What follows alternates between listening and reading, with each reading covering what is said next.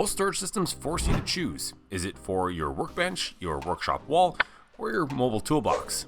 I got tired of making that choice, so I designed and 3D printed a modular storage system that does everything, and best of all, it's free to download exclusively on Makerworld. And because I put this on Makerworld, I made sure that even the largest of parts can be printed on a standard 256 size bamboo plate. And speaking of Bambu Lab, I just want to give them a quick shout out. I couldn't have done this without them. Last year they sent me the H2S and I dropped my first video on that machine around November, and since then I've put about 1,000 hours on that printer. It's been an absolute workhorse, and normally I treat my printers very well and maintain them properly, but with this one I decided to torture test it. I have done zero maintenance on this thing and it has not failed me a single time. Honestly, I don't even think I've cleaned the build plate once. It just keeps chugging along. And if you think that I'm giving you my opinion on just one data point alone, know that I'm running almost exclusively Bambu Lab printers in my print farm at over 20 at this point. So I have a lot of practical experience with them and I've put my trust in them. So if you guys are looking for your next Bambu Lab printer, use the affiliate links in the video description down below to help support this channel and the people behind it. So let's have a quick look at the general concept of how this system works. So it's really all centered around these bin frames, and at this point there's only two main frames. One of them that's split into 4 equal quadrants and the other one that's split into 2 halves. The different bin variants fit into these frames, and at this point the frame that's split into the 2 halves only has one variant that fits inside, and that is the closed face double wide bin. We'll take a closer look at the bins and the inserts in a moment, but first we're going to focus on the frames and check out their features. The first feature is the print in place handle, and I've modified the 3MF file to reinforce the areas where the handle connects to the frame. And I've also carefully designed this connection point so the handle securely snaps down and up into place so it's not just flopping around. And the next main feature of the frames is that they can interconnect with one another, both horizontally and vertically. The handle sits slightly proud of the top of the frame, but when you stack the two bins on top of one another, there is a cutout in the bottom to accommodate that, and if you just place them on top, friction alone will hold them fairly securely together. But if you want to lock the frames together so that they become a single unit, then you can use these split dovetail connectors. If you look closely, there is a slit that's been designed into these joints that you should split and break apart when they first come off the build plate.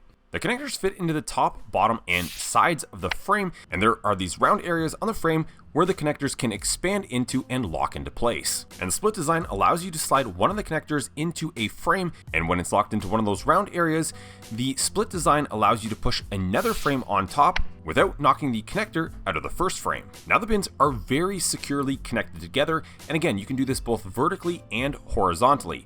This design generally works very well, and if you want to check to make sure that your dovetail connector is fully secured into place, take a quick look through one of the holes and just make sure that the fingers have expanded into place, and if they're not sitting in the correct position, you can take another connector and just push it through from either direction to get it to seat properly. Now we'll take a look at the first bin variant, which is the closed-faced bin. It can be found in the top row of the build plates in the 3MF file, and I like to think of this one as the most basic bin because it's the first one that I designed. This bin prints with no integrated inserts, and on its own, there's a generous amount of space inside. You can simply slide it into the frame, and then you can use one of these latches, which has a spring-like feature. It inserts into the face of the bin and then engages with the frame so that the bin remains securely inside and can't just fall out.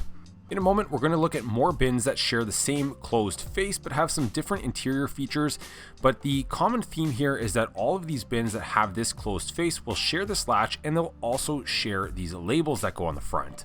The labels are a simple print, and there's 6 designated areas for text, and we can add that text in different ways, and we'll get to that a little bit later on, but it just slides into the bin like this, and the label actually serves a secondary function where it prevents the spring-loaded latch from popping out. So you will want to put those on all of your closed-face bins, even if you're not using them to actually label anything.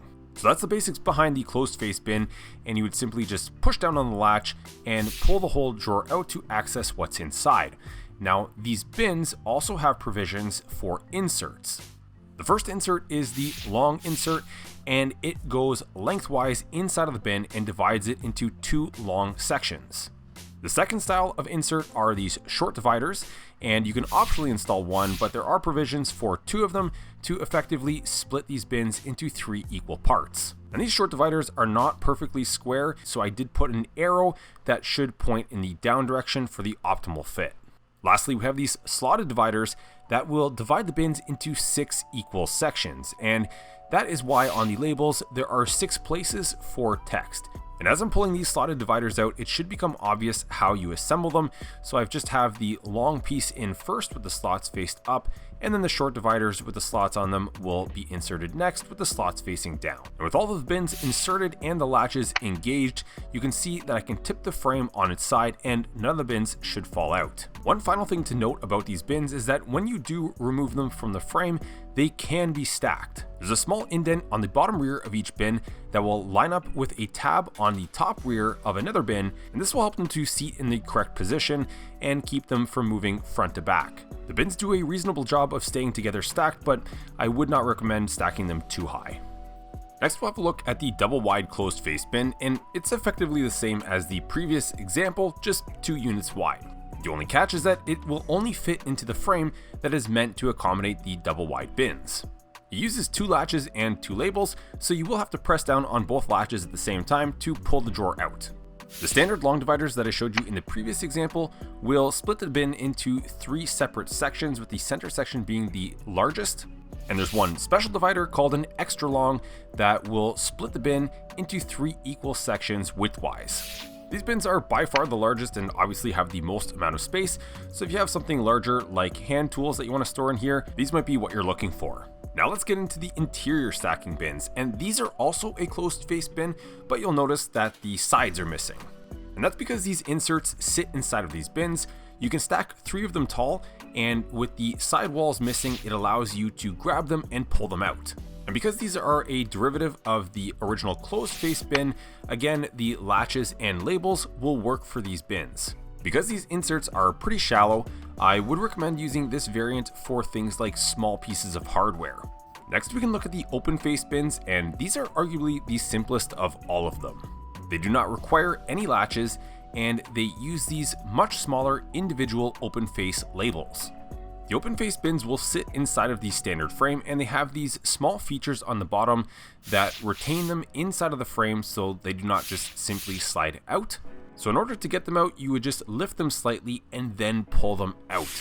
The labels have some angular edges on them, so they'll only slide into the front of the bin one way. And I made sure that the open face was quite a bit roomier than many of the other options that I've found on Makerworld. Other options I've tried won't allow me to get my hand all the way inside and reach right to the back, whereas this one will. One final feature of the open face bin is that you can take the interior stacking bins and you can slip them inside. This might be a good option if you want to treat these things like quick access removable trays that you can carry around with you.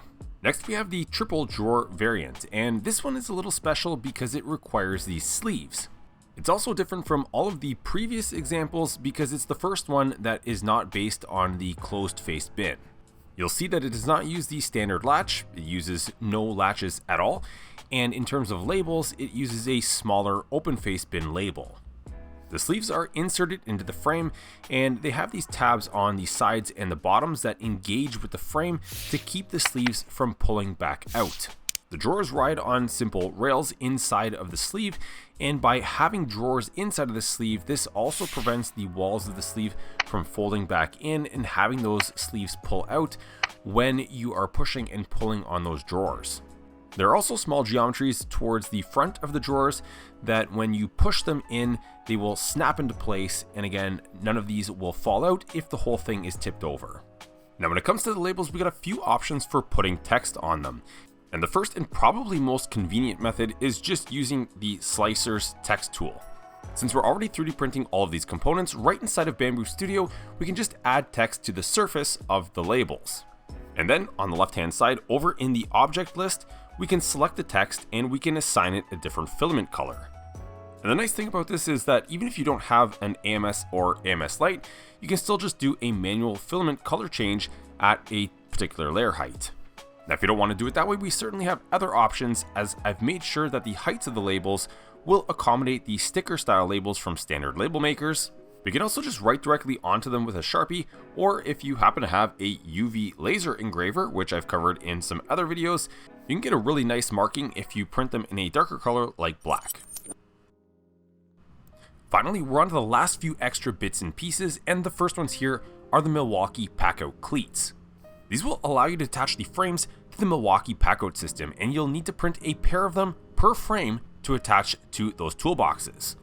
And once you have a pair of these cleats printed, you can simply flip your frame over, and on the bottom, you'll find 8 holes that correspond with the holes in the cleats. Take notice of the direction that I'm placing them on the frames right now, and to fasten them down, you'll definitely want to get a hold of some of these M3x10 or even M3x12 will work thread forming screws. And if you have not used thread forming screws before, these are absolutely ideal for threading into 3D printed parts securely without splitting the plastic. I'll put some links to them in the video description down below. After that, your frames will now connect to the Milwaukee Packout system just like any other of the Milwaukee accessories. I still wanted to take things one step further with this organization system, and I wanted to make it compatible with the IKEA SKADIS pegboard system. On display here, we've got a quick print of the hooks and the mounts. And you might notice that the mounts have a similar geometry to the dovetail connectors that we saw earlier in the video, and that's because they snap into the very same channels. You'll want to click 2 of them into the top channels at the rear of the frame, and then we can flip the box over and we can click 2 more into the bottom of the frame. If you have a series of these frames stacked vertically with the dovetail connectors, then the 2 of these mounts will go on the very bottom frame. The hooks interface directly with the IKEA SKADIS system, and you'll want those pointing upwards. Now, the only limitation with the IKEA SKADIS system is that when you are connecting the frames, you can only connect them vertically. You can't connect them horizontally. With the hooks and the mounts secured, we can now take our frame and we can slip it on top of the hooks, and will just sit nicely against the pegboard. And if you're wondering why we put a pair of mounts on the bottom of the frame despite them not being engaged with any of the hooks, the reason is that they're acting like a pair of spacers, keeping the frame uniformly spaced at both the top and the bottom away from the IKEA pegboard so that the frame is not slightly tilted downwards. All of this allows you to get your bins and frames off of your desktop in the event that you're tight on work surface space. Lastly, there's one more small print, and I call it the top tray. It simply sits in a pocket on the top of the frame, and you can temporarily hold some small hardware there to keep it from rolling away on your desk while you're working, and if necessary, you can pick the tray up and take it with you. So that's everything that I've got for the system for now. Remember, you can find all of it for free on Makerworld, and I'm going to put a link in the video description down below. In the future, I'll probably be adding more bins and modules, so be sure to check back on the Makerworld page. Also on that Makerworld page, I'm going to have all of the dimensions, so if you do want to design your own bins, be sure to do that and tag the original project, put it in as a remix file, so other people can find your creations and contributions on Makerworld. You can even comment down below on this video and drop your link down there too. That's it for now. Thank you guys so much for watching, and thanks again to Bambu Lab for sending me the H2S where I printed all of these parts. And again, that machine has been working flawlessly for me. Find the link to that in the video description down below. It's an affiliate link. It goes a very long way to helping support me and this channel.